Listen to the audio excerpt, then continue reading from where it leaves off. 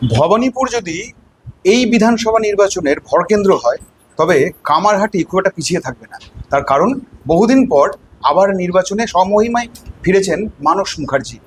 লড়াই এমন জোরালো যে মানুষ তাকে অনেক ক্ষেত্রেই বলা হচ্ছে যে তিনি ফিরছেন।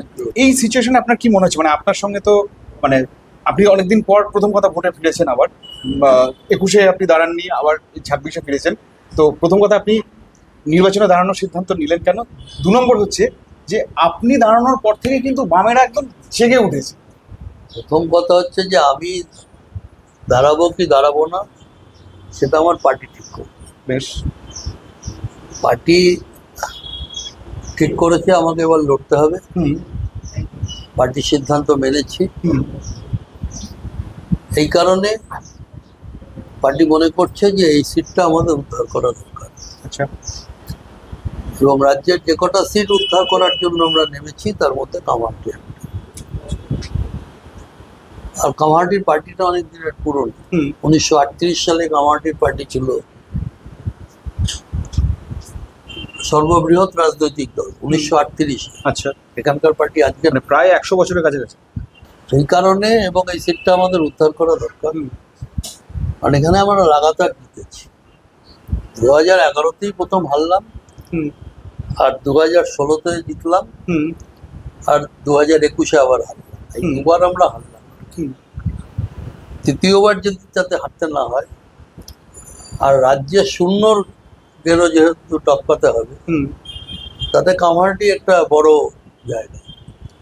আচ্ছা, পার্টির নেতৃত্ব মনে করলো আমার দাঁড়ানো উচিত। আমার তো সারা জীবন পার্টির সঙ্গেই, পার্টি একটা কিছু না বললে আমি তা না করতে পারি। পার্টি আমার সব, তাই রাজি হয়ে গেল। এবং রাজি হওয়ার পরে মানুষের মধ্যে একটা আলাদা উৎসাহ, আগ্রহ, উন্মাদনা তৈরি হচ্ছে। এবং এখনো পর্যন্ত যা বুঝছি যে এখানে সিপিআইএম 1 নম্বর হবে, টিএমসি 2 নম্বর হবে, 3 নম্বর বিজেপি হবে। এখানে তো লড়াই বেসিক্যালি এম ভার্সেস এম বলা হচ্ছে কামারহাটিতে। মানে আপনি এদিকে ওদিকে মদন মিত্র, দুটো টাইটেলের গোলমাল আছে। একটা হচ্ছে মিত্র আর একজন হচ্ছে মুখার্জি। হ্যাঁ, কাজে এম ঠিকই। হ্যাঁ। আমার লড়াইটা কোনো ব্যক্তির সঙ্গে না, আমার লড়াইটা রাজনীতির লড়াই। তৃণমূলের রাজনীতি, বিজেপির রাজনীতি দুটোই ধ্বংসাত্মক। আচ্ছা, এবং দুটোই মানুষের 12টা বাজানো। এই রাজনীতির বিরুদ্ধে আমার লড়াই।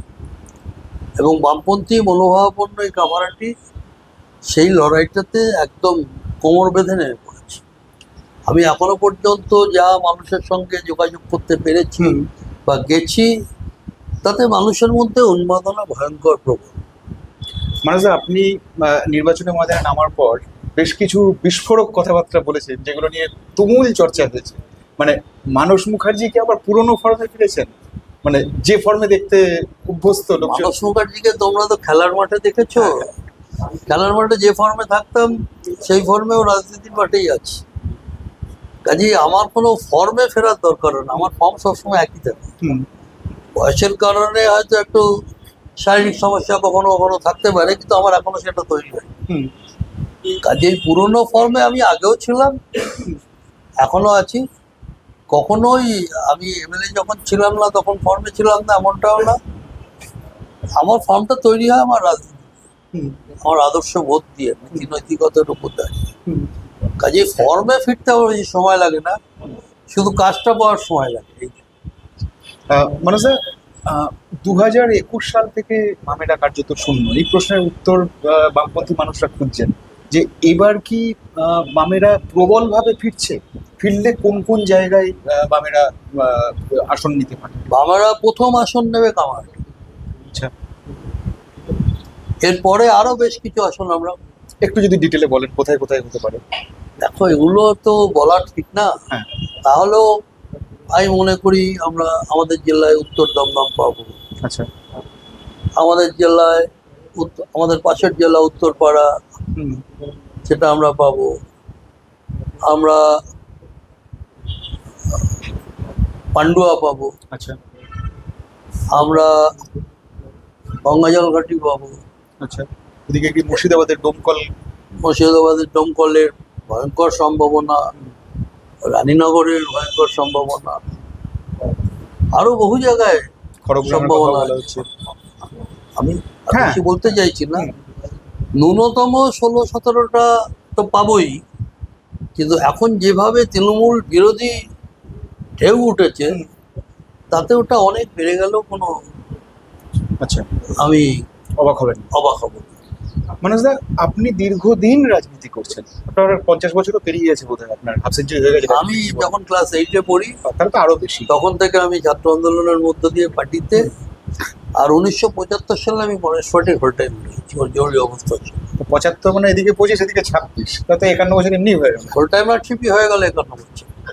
আমি এই অ্যাঙ্গেল আপনাকে জিজ্ঞেস করছি, মানে তৃণমূল ক্ষমতায় আসা 2011 সালে ক্ষমতায় আসার পর থেকে এই আজকের যে পরিস্থিতি, একটা ভাতা বনাম ধর্মের একটা রাজনীতি চলছে, এটা আপনাকে কতটা উদ্বেগে রাখে?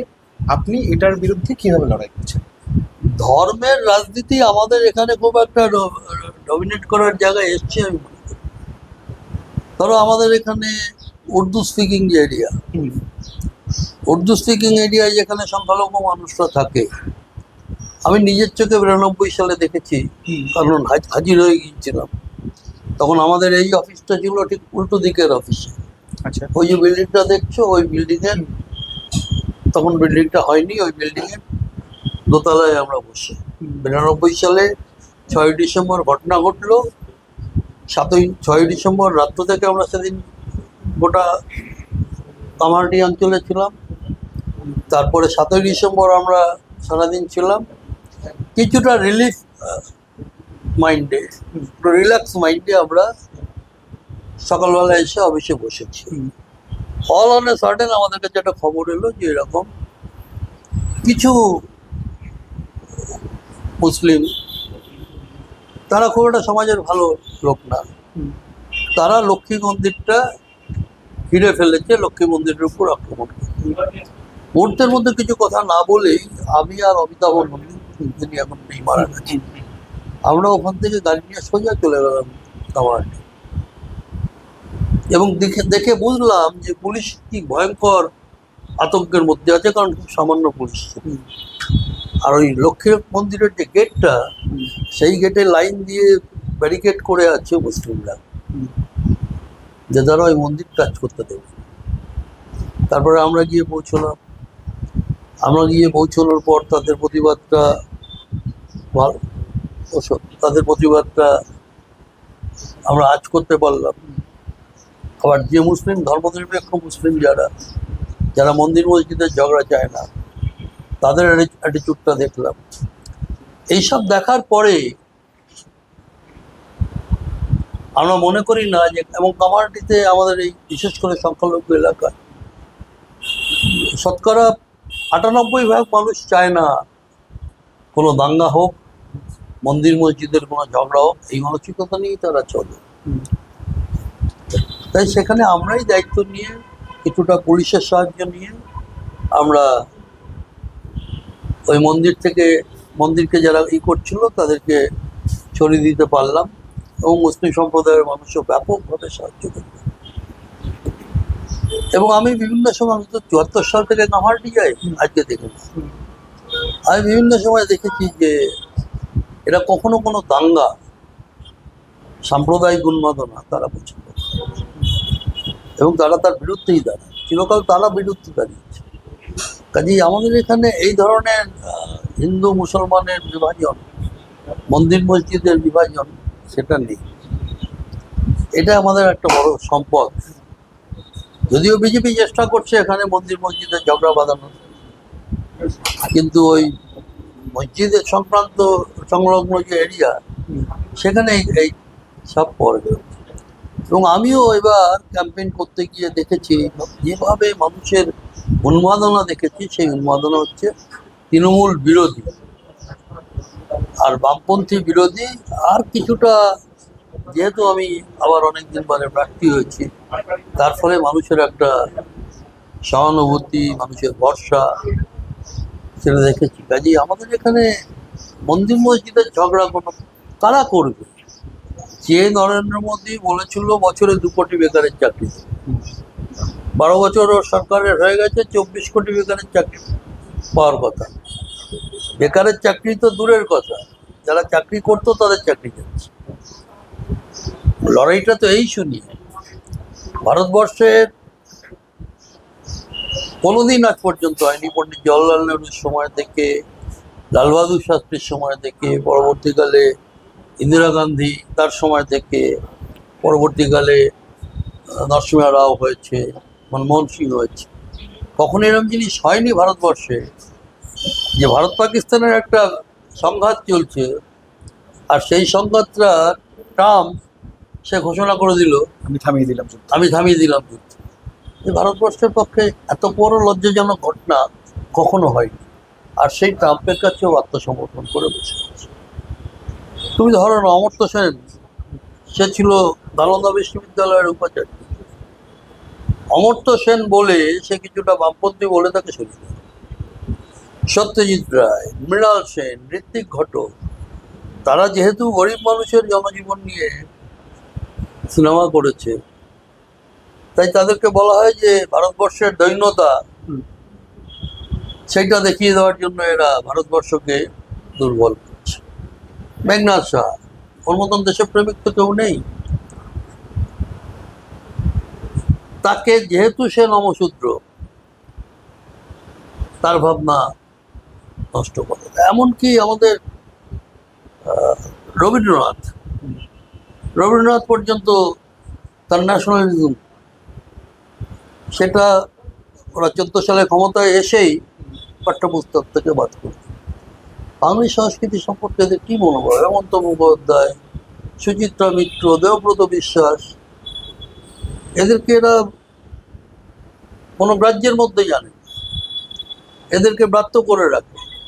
তাহলে বঙ্গ সংস্কৃতি সম্পর্কে যাদের মনোভাব, এই দেখবে এখন ইদানিং নরেন্দ্র মোদী নয়, ওদের যে স্বরাষ্ট্রমন্ত্রী অমিত শাহ গতকালও বক্তৃতা করতে গিয়ে বলেছে যে বাংলায় জন্মগ্রহণ করেছে, বাংলা ভাষা বলতে পারে এমন কেউ মুখ্যমন্ত্রী হবে।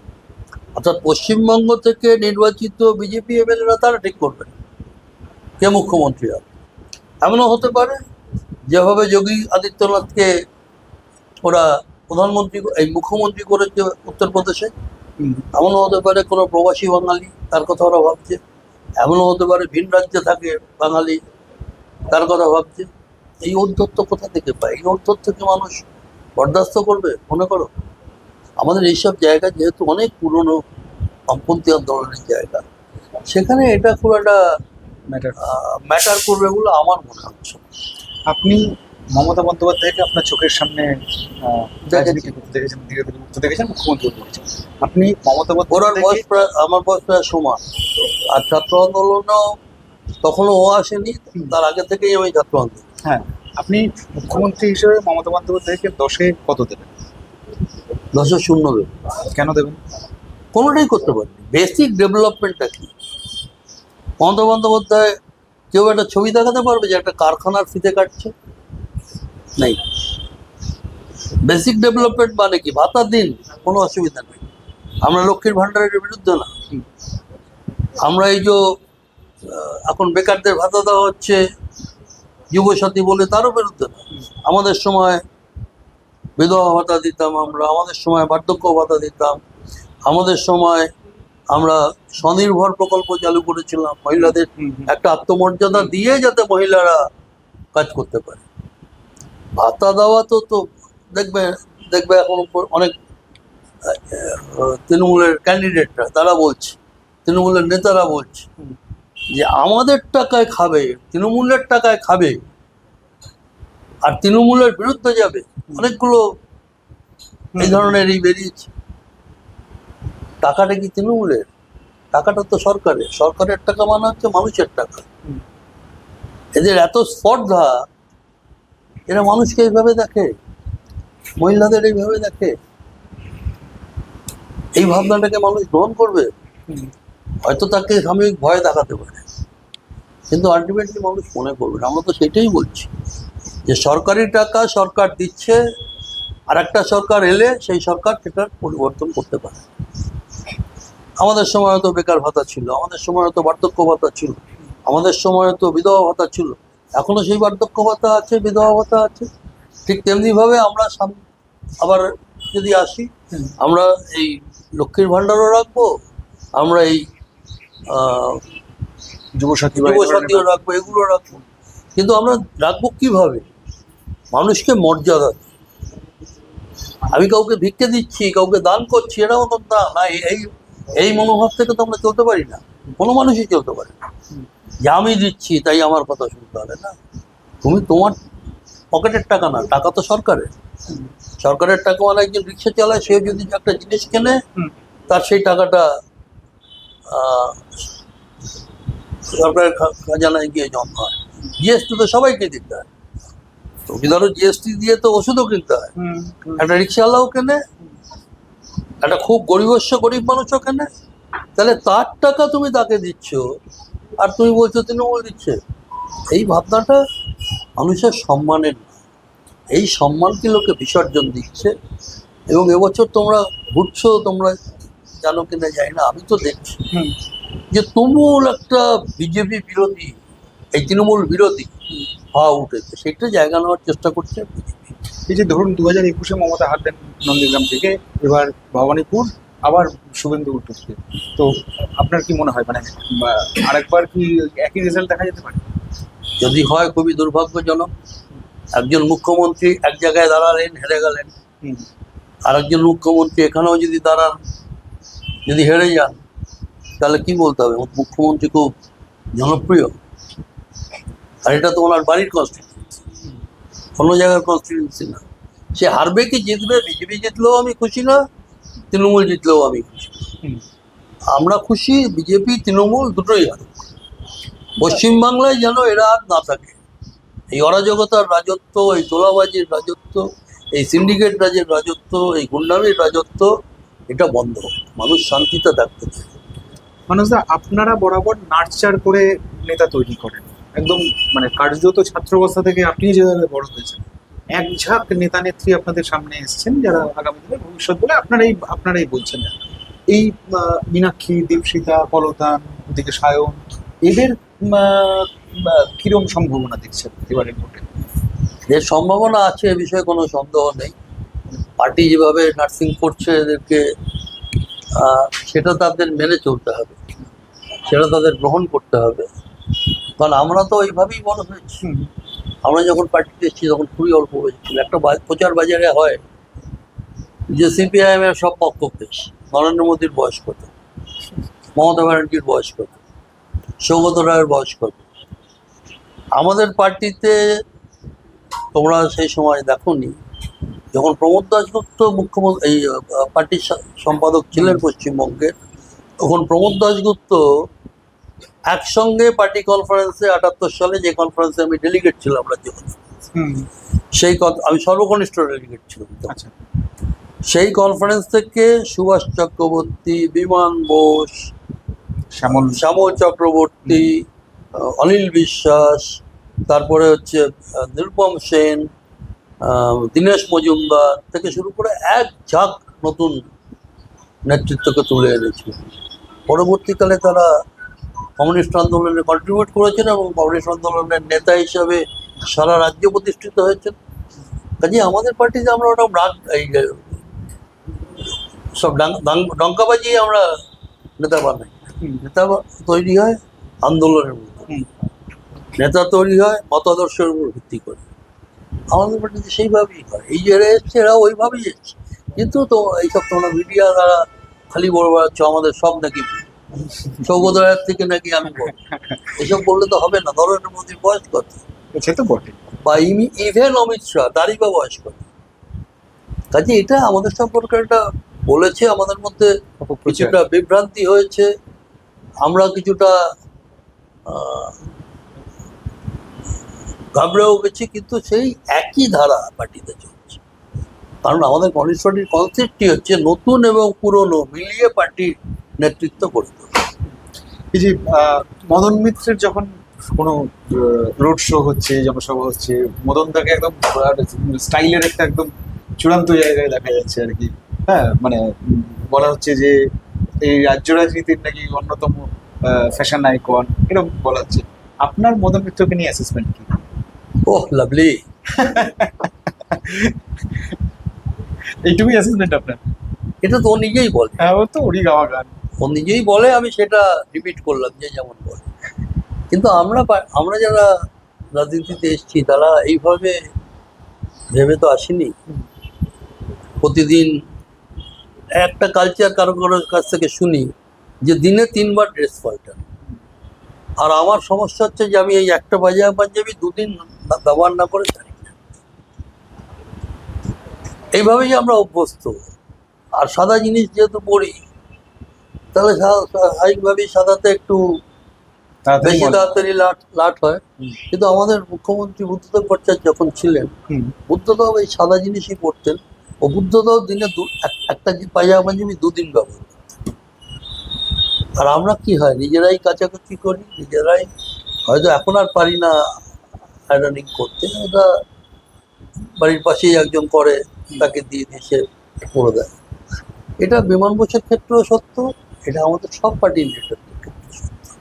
আমাদের ওই আর ওসব জাঁকজমক কি করে পরে আমি নিজে বুঝি না। এই যে সিল্কের অমুক তমুক এইসব একেবারে এই ভয়ঙ্কর কাঠফাটা গরমের মধ্যে কি করে তারা পড়ছেন, এইটা আমি বুঝতে পারছি না। বোঝানো রিয়েলি মুশকিল। তুমি ধরো না, তুমি একটা স্বাভাবিক জামা কাপড় পরবে কেন না, এই ভয়ঙ্কর গরমে যেটা আমাকে কিছুটা স্বস্তি দিতে পারে, ও পড়ছে। আবার কেউ কেউ বলছে মেকআপ করছে। আমাদের সঙ্গে তো আর মেকআপ ম্যান পড়ে না। আমাদের বাড়িতে আছে, হয়তো একটু ওরলিন ব্যবহার করলাম, আমাদের একটু বা অন্য কিছু ব্যবহার করলাম, তাও শীতকালে। গরমকালে তো দরকার পড়ে না। আপনার এই প্রতিবেশী এলাকায় মানে পানিহাটিতে অভয়ের মা বিজেপি হয়ে ভোটে দাঁড়িয়েছে, আপনি এটাকে কিভাবে দেখেন? মানে খুবই দুঃখজনক। এই কারণে দুঃখজনক যে উনি প্রথম থেকে বলছিলেন যে কোনো রাজনৈতিক দল অভয় নিয়ে রাজনীতি করবে, এটা আমরা চাই না। যার জন্য আমরা অভয়ের আন্দোলনে সবচেয়ে বেশি ছিলাম। কিন্তু উনি তো বলেছেন যে সিপিএম স্বার্থসিদ্ধির জন্য আন্দোলনটা করেছিল। সবটাই বলছি, আমরা কিন্তু কখনো লাল ঝান্ডা নিয়ে কোথাও যাই। জুনিয়র ডাক্তাররা ডেকেছেন বা বিভিন্ন ডাক্তারদের সংগঠন ডেকেছেন, অভয় মঞ্চ ডেকেছেন, তাতে আমরা পার্টিসিপেট করেছি। কারণ আমাদের আদর্শগত কারণে। আর এই ধরনের ভয়ঙ্কর ঘটনা, একজন চিকিৎসক সরকারি হসপিটালে, তিনি সরকারি হসপিটালে কর্মরত অবস্থায় এইভাবে নৃশংসভাবে খুন হয়েছেন, এই ঘটনা গোটা সমাজের আতঙ্ক। যার জন্য দেখবে 14ই আগস্ট যে প্রতিবাদটা হলো, সেই প্রতিবাদটা কিন্তু কোনো রাজনৈতিক মঞ্চ থেকে ডাকা হলো। আমি শুনে দেখেছি, আমি দেখার লোকটা ছাড়তে পারিনি। আমি এখানে একটা এই ধরনের প্রোগ্রাম হচ্ছিল, তাতে থেকেই আমি বাড়িতে ঢুকে গেলাম যে দেখি কি অন্য জায়গায় কি হচ্ছে। প্রথমেই কলকাতার বাংলা চ্যানেল খুললাম, দেখি নিউ টাউনে একেবারে কাতারে কাতারে লোক বেরিয়েছে, সল্টলেকের মতন জায়গায় কাতারে কাতারে লোক বেরিয়েছে সর্বত্র।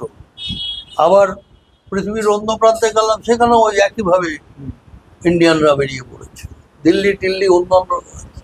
আমি তারপরে অনেক সিনিয়র লোককে, 90 বছর বয়স, তাদেরকেও জিজ্ঞেস করেছি যে এইরকম গণ উত্থান আপনারা দেখেছেন কখনো? বললো আমরা দেখি। তাহলে স্বাধীনতা আন্দোলনে বললো, স্বাধীনতা আন্দোলন এরকম গণ অভ্যুত্থান হয়েছে আমরা দেখি, কোনো রাজনৈতিক প্ল্যাটফর্ম ছাড়া। এটা কি শুধু ওনাদের মেয়ের জন্য হয়েছে? মানুষ একটা ঘটনার তীব্র প্রতিবাদ করেছে, সমস্ত রাজনৈতিক দল মত নির্বিশেষে। সেখানে উনি যদি কোনো রাজনৈতিক দলের প্রার্থী না হয়ে উনি যদি নিজে প্রার্থী হতেন, নির্দল প্রার্থী হতেন এবং সব পলিটিক্যাল পার্টির কাছে আবেদন করতেন সমর্থন করার জন্য, আমার ধারণা সেটা ওনার পক্ষে অনেক সম্মানজনক হতো। আর এমন একটা দলের হলেন, উনিও সিবিআইতে যেতে চেয়েছিলেন, আমরাও বলেছিলাম সিবিআইতে যান। ক্যালকাটা পুলিশ যা করলো, সিবিআইও তাই করলো। উনি স্বরাষ্ট্রমন্ত্রী এখানে এসেছিলেন, দেখা করতে চেয়েছিলেন, দেখা করতে পারেন। প্রধানমন্ত্রী এখানে এসেছিলেন, প্রধানমন্ত্রীর সঙ্গে দেখা করতে পারে, এমনকি দিল্লি পর্যন্ত চলে গেছিলেন প্রধানমন্ত্রীকে মিট করতে, স্বরাষ্ট্রমন্ত্রীকে মিট করতে। সেই পার্টিটাকেই বেছে নিলেন উনি। উনি তো অভিযোগ করেছেন যে তারা সময় দেননি। ওরাই অভিযোগ করেছেন যে সময় দেননি, দেখা হলো না। তো তা সেই পার্টির তিনি নির্বাচনে প্রতিদ্বন্দ্বিতা করলেন। এটা কি সারা পৃথিবীর মানুষ যারা দলমত নির্বিশেষে এই ঘটনার প্রতিবাদী ছিলেন, তাদের সহানুভূতিকে, তাদের মনোভাবকে আক্রান্ত করা হবে না? সেটা ওনার ব্যাপার, উনি ভেবেছেন। একটা মেয়ের মা, তার মেয়ের উপরে এই ঘটনা ঘটেছে, তিনি বুঝবেন তিনি ঠিক করছেন কিনা। এইটা এবং এর কারণে আমি শুনছি, হুম। আমি একটা সময় পানিহাটির প্রথম দিকে যখন ক্যান্ডিডেট ঘোষণা হয়নি, পানিহাটির দায়িত্বে ছিলাম। হুম। এখন আমি দায়িত্বে, কিন্তু আমার পক্ষে তো যাওয়া সম্ভব হচ্ছে না। পানিহাটির বহু মানুষ এটার প্রতিবাদ করছে, আচ্ছা, প্রতিবাদ করছেন। আমি শুনলাম তিনি এটাও বলেছেন কাউকে কাউকে যে আগে মানুষ হও, তারপরে কথা বলবে। কেন বলছেন, কেন করছেন আমি জানি না। হয়তো ভবিষ্যতে প্রমাণিত হবে কে ঠিক কে ভুল। কিন্তু একজন মেয়ের মা, সবচেয়ে ক্ষতি তো তার হয়েছে। তিনি তার মতন চলছেন, তা নিয়ে তার সম্পর্কে কিছু নতুন করে বলতে রাজি না। হুম। মানুষ বুঝছেন কি হবে, কেন হবে, মানে কেন হচ্ছে। এইটা ওনার প্রার্থী হয়ে যাওয়াটা কি খানিকটা চাপে ফেলতে পারে সিপিএম কে? মানে না, মানে আপনি কি পানিহাটিতেও বলবেন যে সিপিএম এগিয়ে? মানে দেখো, আপনি যেহেতু এটা দায়িত্বে আছেন আমি যেহেতু। যেখানে দায়িত্বে আছিলাম, হুম। যেখানে আমি যেতে পারছি না, আমি মানুষের গ্রাউন্ড রিয়ালিটি আপনি কোর্টে বুঝতে পারছেন। রিয়ালিটি বুঝতে পারছি না। আমি কামারহাটির রিয়ালিটি বুঝি হুম। মানুষের চোখ দেখে। মানুষের চোখ কখনো মিথ্যে বলেন। মিথ্যে বলে না, বিশ্বাসঘাতকতা করে। আমার একটা বড় অভ্যাস হচ্ছে ছোটবেলা থেকেই, হুম। যেখানেই যা করি আমি মানুষের ওই দিকে তাকিয়ে দেখি। যে মানুষটা আমাকে জড়িয়ে কাঁদতে কাঁদতে বলছে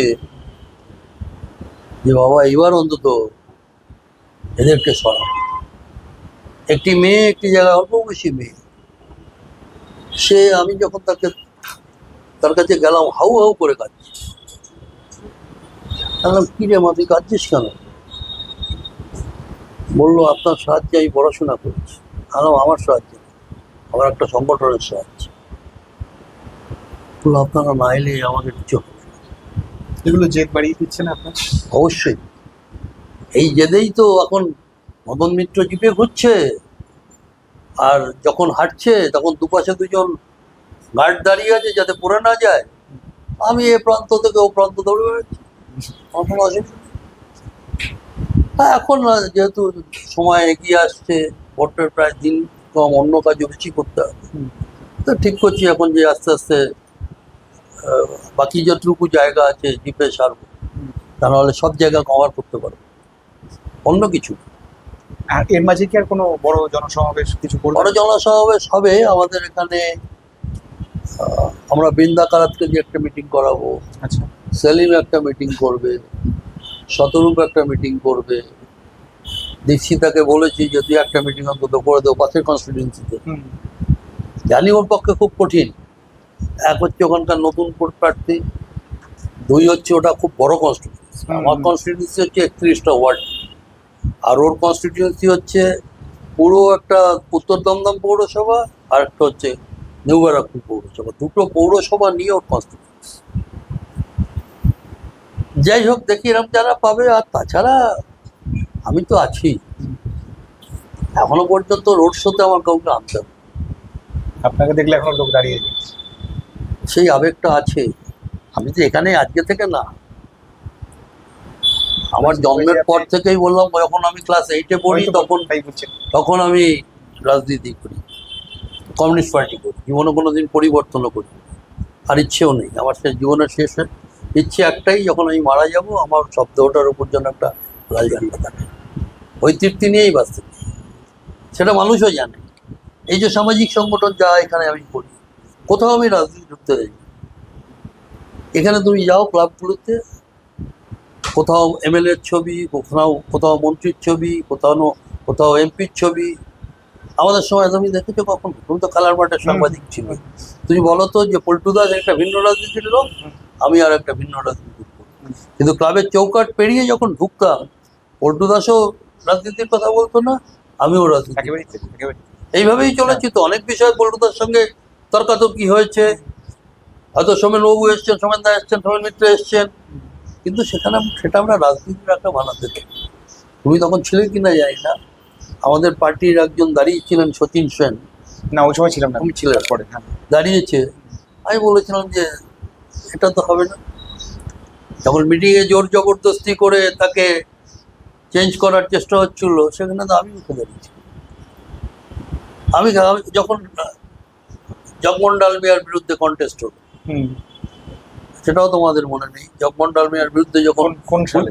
পুলিশ কমিশনার ক্যান্ডিডেট হলো, হ্যাঁ সেটা তো আছে তো, ছিল তো। প্রসন্ন মুখার্জি তো। প্রসূন মুখার্জি, হ্যাঁ তখন তো প্রফেশনে আমরা। তোমার পেছনে আছে তো। হুম। তখনও আমি কিন্তু জগমোহন ডালমিয়ার পক্ষে ছিলাম। আমি বলেছিলাম খেলার মাঠের লোক ছাড়া অন্য কেউ সিএবির প্রেসিডেন্ট হবে। এখানে কি হলো? জগমোহন ডালমিয়া মারা গেল, নবান্ন থেকে মুখ্যমন্ত্রী ঘোষণা করে দিলেন সৌরভ গাঙ্গুলি সিএবির প্রেসিডেন্ট। এ করা যায়? আমাদের আমলে কোনোদিন হয়েছে এটা? এই কালচার তো নিয়ে এসছে, এই কালচারের বিরুদ্ধে তো লড়াই, তো এইসব কালচারের বিরুদ্ধে। আর বিজেপি তো একটা ভয়ঙ্কর দল, ভয়ঙ্কর দল। ঠিক আছে, থ্যাংক ইউ, ভালো থাকবেন আপনি।